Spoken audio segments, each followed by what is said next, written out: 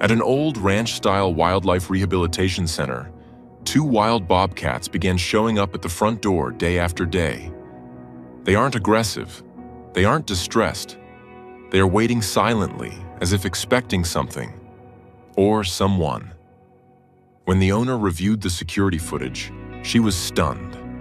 This wasn't their first visit.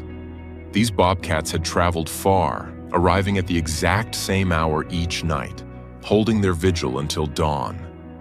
This was no coincidence. It was a message something had driven them back to this place. Something urgent, something intelligent, something she couldn't yet explain. Just as Margaret finally finds out why, she uncovers a desperate truth that defies everything she thought she knew about wild animals. Before we start, hit the like button and make sure to subscribe if you haven't, and hit that notification bell so that you won't miss any new stories. The morning sun cast long shadows across the weathered deck of the Mountain View Wildlife Rehabilitation Center, a sprawling ranch nestled in the foothills of Colorado's Front Range. Margaret Thompson, a seasoned wildlife rehabilitator with 30 years of experience, stood frozen behind the kitchen window, her coffee mug suspended halfway to her lips. For the third consecutive morning, two bobcats sat perfectly still on her front porch, their distinctive tufted ears alert, their amber eyes fixed on the door with an intensity that made her heart race.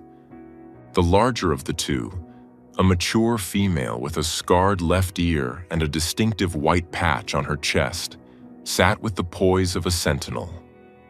Beside her, a younger bobcat, perhaps 18 months old, mirrored her posture with remarkable precision. They weren't aggressive or distressed. They simply waited, as if expecting something, or someone.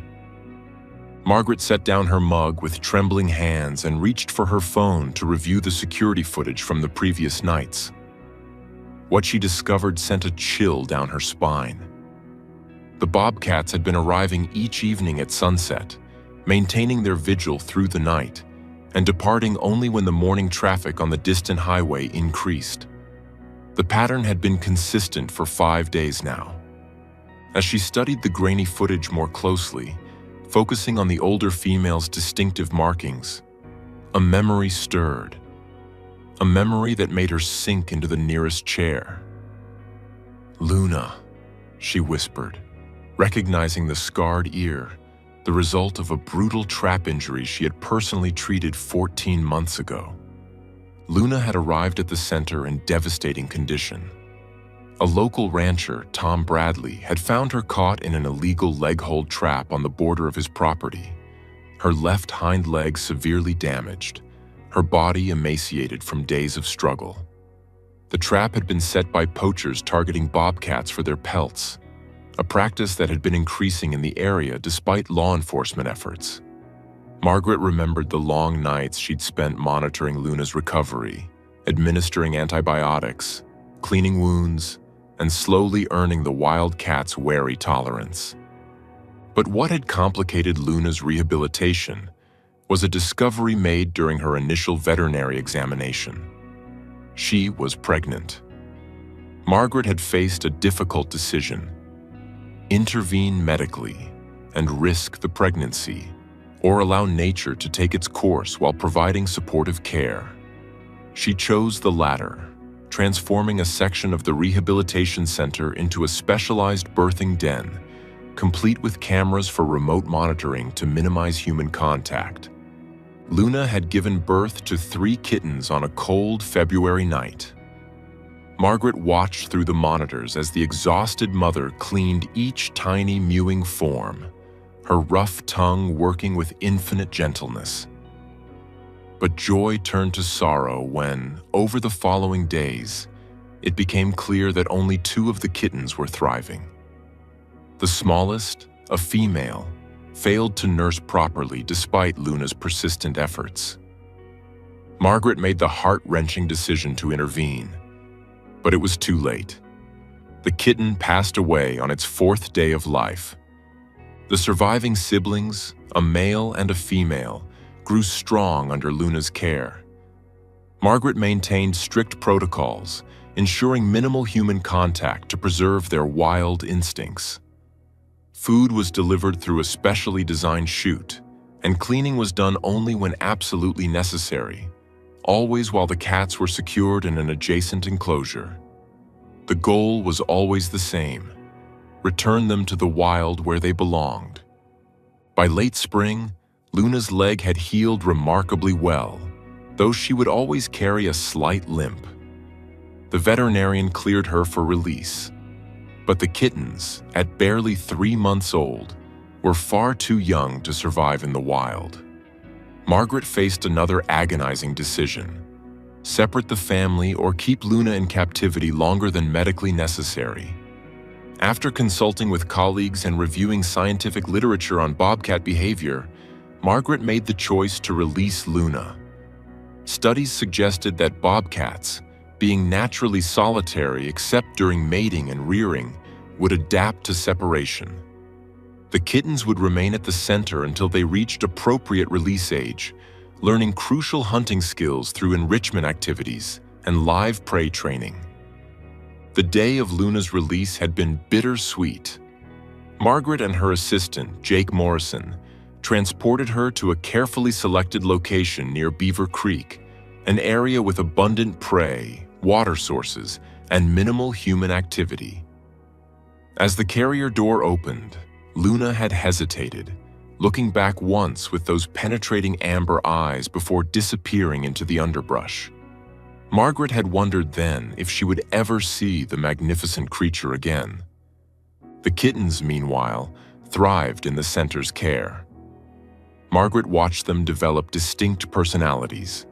The male, whom the staff privately called Brave, though they were careful not to become attached, was bold and curious, always the first to investigate new enrichment items. The female, Shadow, was more cautious, observant, often learning by watching her brother's successes and mistakes. As autumn approached and the kittens reached 8 months old, the age when wild bobcats typically separate from their mothers, Margaret began preparing for their release.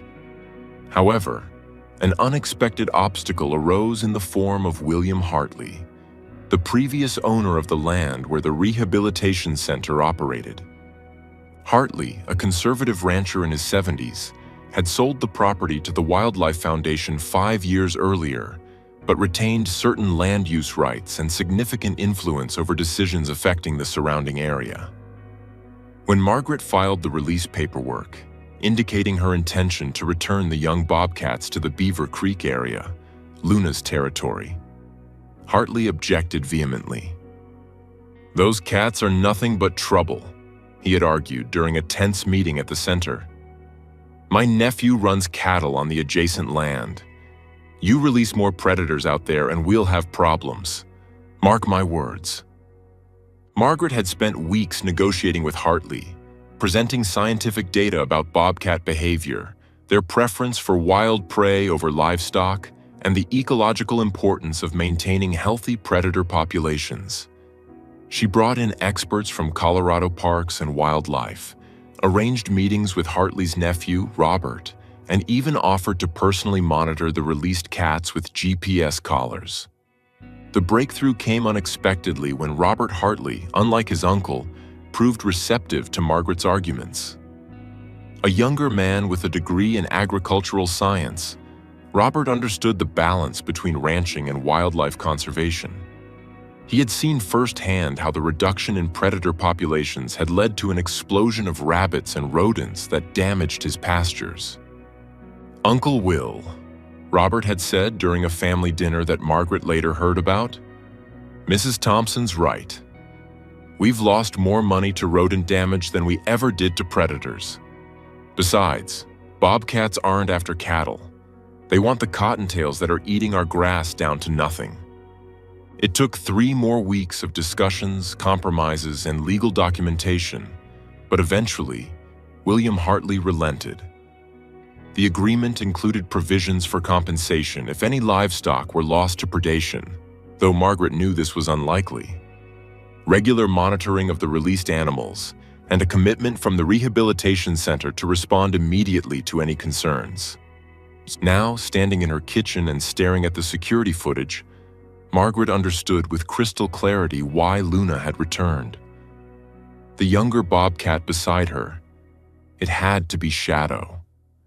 The cautious female kit, now grown but still bearing the delicate features that had distinguished her as a juvenile. But where was Brave?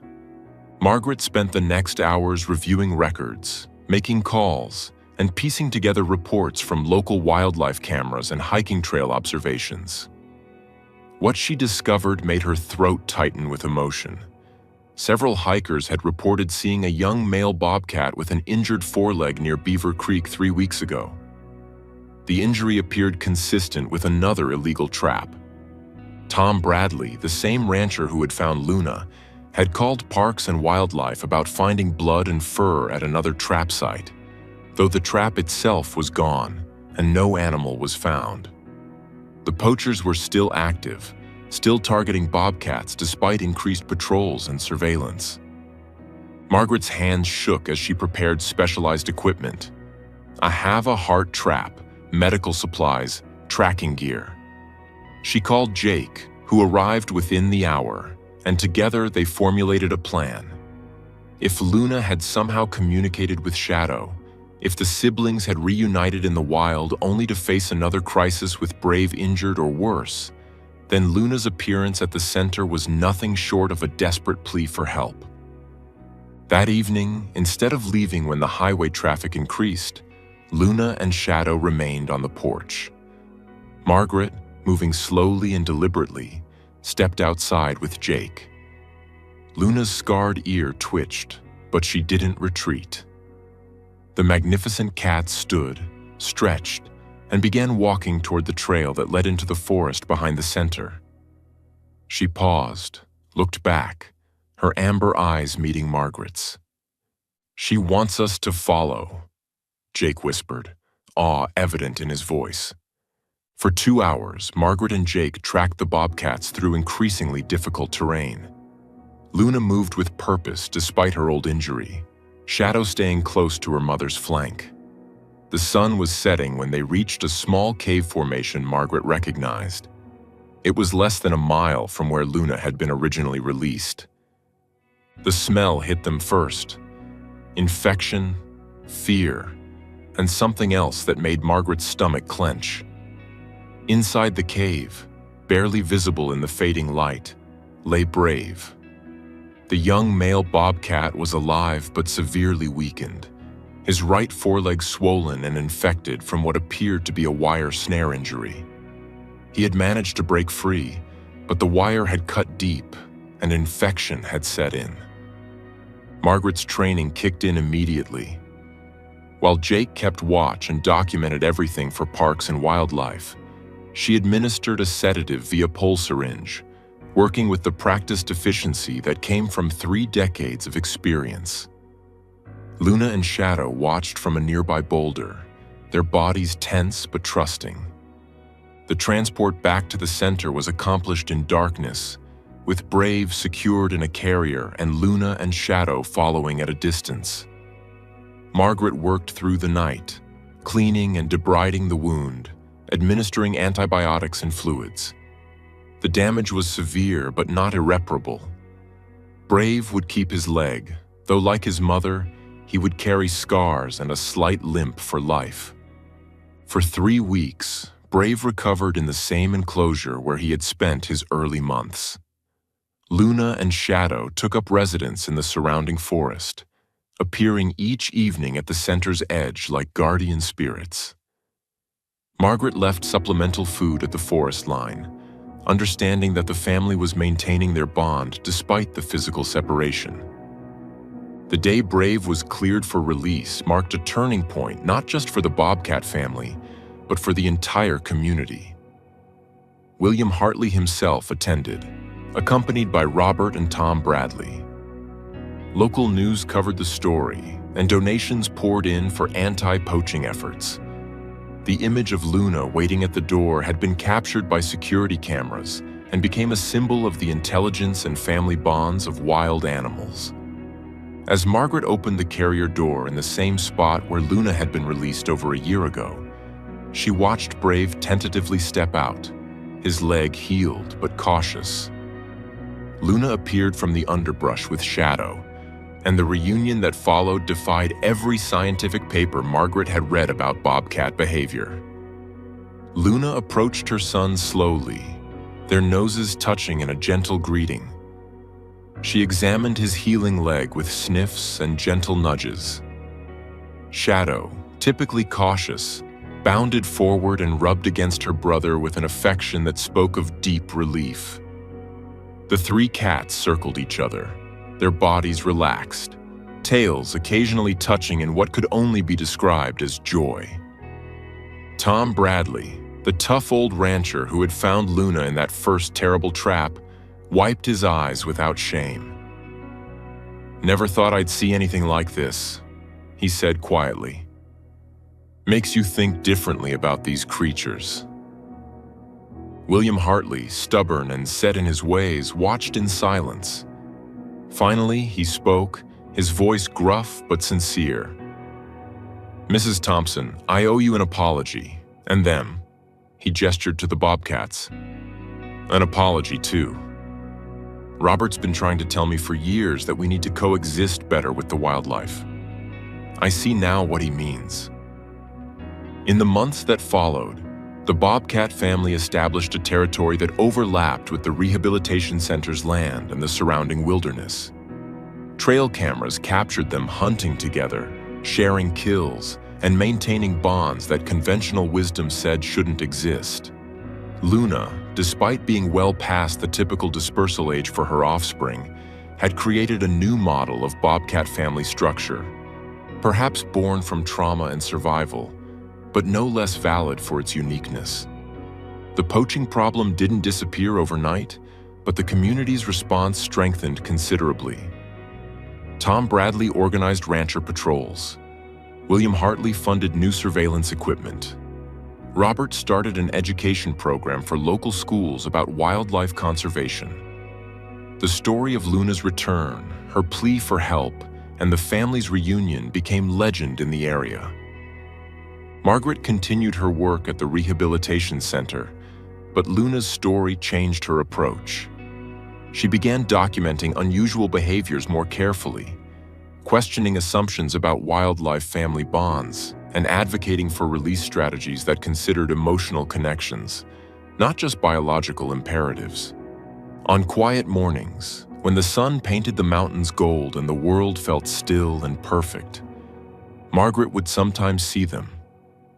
Three shapes moving through the tall grass, hunting together, surviving together. Luna, the mother who refused to abandon her children. Shadow, the careful daughter who found her courage. And Brave, the son whose survival depended on a connection science said shouldn't exist. The security camera that had captured Luna's patient vigil remained active, though now it recorded different scenes. Occasional visits from the family, always at a respectful distance, no longer seeking help, but perhaps acknowledging the bridge between two worlds that had been built through trust, compassion, and the recognition that love exists in many forms, even in the wild heart of a bobcat mother who knew exactly where to turn when her child needed help. In the end, the story of Luna and her kittens became more than just a tale of wildlife rehabilitation. It became a testament to the intelligence and emotional depth of wild animals, the importance of community and conservation efforts, and the profound truth that sometimes the best science is simply listening to what the animals themselves are trying to tell us. The family thrived in their territory, free and wild, yet forever connected to the humans who had understood that sometimes the greatest act of conservation is simply opening a door when a mother comes knocking, asking for help to save her child.